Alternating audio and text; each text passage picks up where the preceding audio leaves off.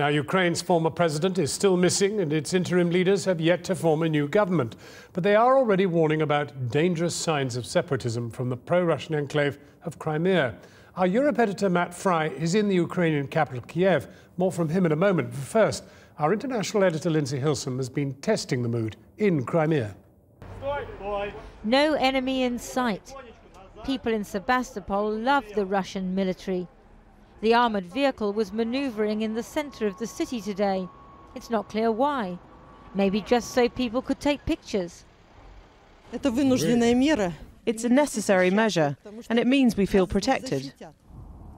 Across the street, a World War II memorial. Here people see the new pro-European authorities in Kiev as heirs to the Nazis who occupied Ukraine in the 1940s. We would like Russia and other good people to fight fascism, and we are happy with everyone who helps us. What Europe and USA say is a complete lie. People are not on their side. Russia is anchored to Ukraine because the Black Sea Fleet has its base at the port of Sebastopol. Rumour has it that ousted President Viktor Yanukovych may be hiding on a Russian vessel.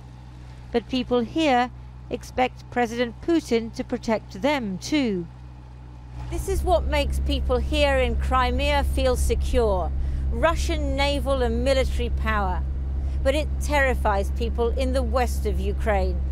They fear that the Russians might even invade.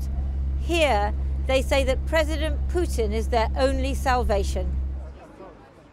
Outside the municipal building, a small crowd gathers. Many never identified with an independent Ukraine. They're nostalgic for the old Soviet Union. Today, Ukraine's acting president said he feared the threat of separatism, with reason. This is tricky, but all Sebastopol citizens would like to be part of Russia. Definitely. With the Russian fleet and all of Crimea, if the situation carries on like this, much better to be part of Russia.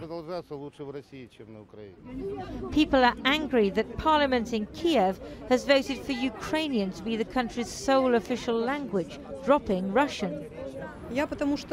I came to defend my rights. We are Russian. We cannot be forced to think in Ukrainian and to accept these fascists who took power in Kiev. In the Crimean State Parliament, members of the Russian Duma were answering people clamouring to exchange their Ukrainian for Russian passports. This has to be decided by the highest authorities in Russia. Of course, we must understand that if such proposals are approved legally in Russia, Kiev's reaction will be very negative. We mustn't do anything to provoke armed response and bloodshed.